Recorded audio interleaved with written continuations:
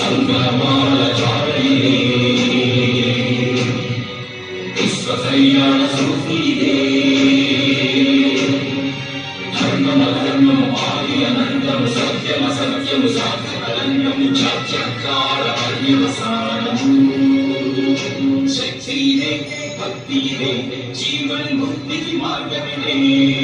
పంచమవేద సారం మహాభారతం కృష్ణుడు చూపిన లీల ఇది జీవన వేద మార్గమిది గీత జనించిన క్షేత్రమే ఇది మహాభారతం మహాభారతం